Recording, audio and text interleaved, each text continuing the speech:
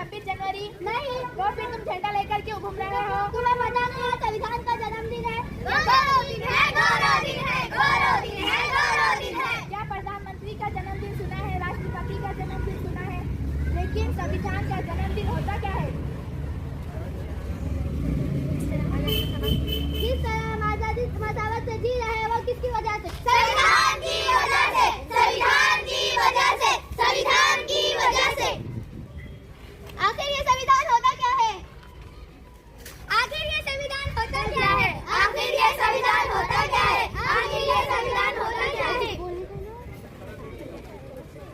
क्या आपने पढ़ा संविधान? नहीं पढ़ा, नहीं पढ़ा। क्या आपने पढ़ा संविधान? नहीं पढ़ा, नहीं पढ़ा, नहीं पढ़ा। क्या आपने पढ़ा संविधान? नहीं पढ़ा, नहीं पढ़ा, नहीं पढ़ा। देखा, किसी ने नहीं पढ़ा संविधान।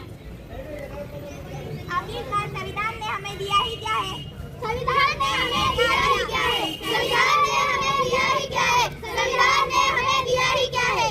बंधुता, समानता, स्वतंत्रता, न्याय।